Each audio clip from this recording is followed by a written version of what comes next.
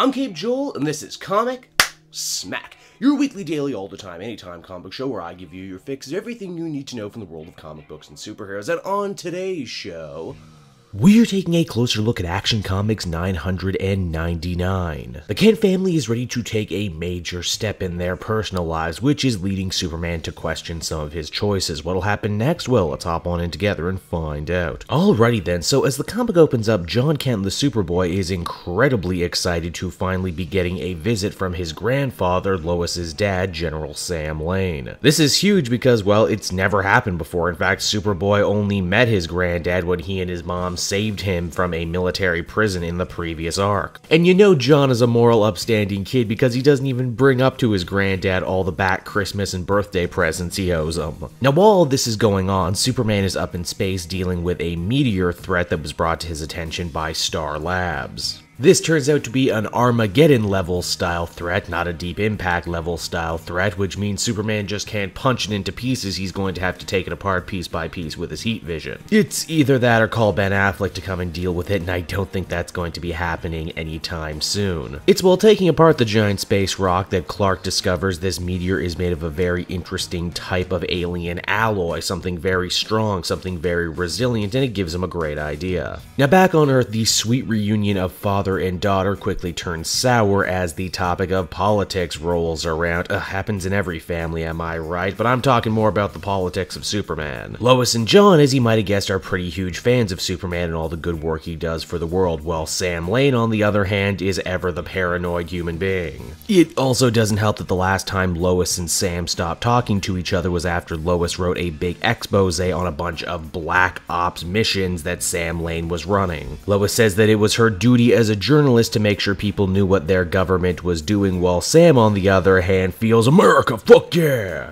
Now back at the Fortress of Solitude, Superman has decided to try and rectify a mistake he feels he's let go for way too long, and that is how he's been using the Phantom Zone. You'll recall in the previous arc he realized how messed up Lord Zod, General Zod's son, was for spending all those years in the twisted torture realm that is the Phantom Zone. He says that it was always meant as an imperfect solution to the problem of villains who were far too powerful to be taken to regular prison, like case in point, the cyborg Superman Hank Henshaw. Superman opines that Henshaw wasn't always bad, his mind was warped by tragedy and science, and maybe, just maybe, he could actually help him out instead of locking him up. Cause, I mean, you know, was that not basically what Mr. Oz was doing to all of his prisoners, and isn't Superman gonna at least try and be better than the dude who turned out to actually be his father? To work on rehabilitating Henshaw, Superman has created a brand new prison building out of that meteor metal from before. This means he can't break out. But he also uses some of the Kryptonian crystal tech so Henshaw can relive his happiest memories back when he was a human, if only for a little bit, in hopes that, you know, this will maybe make him see the error of his ways and make him see the light again. And speaking of seeing the light, that's exactly what Superman tries to do at home by getting his father-in-law and his wife to forgive each other and start fresh. If not for themselves, then for Jonathan, who could really use it at this point in his life. They'll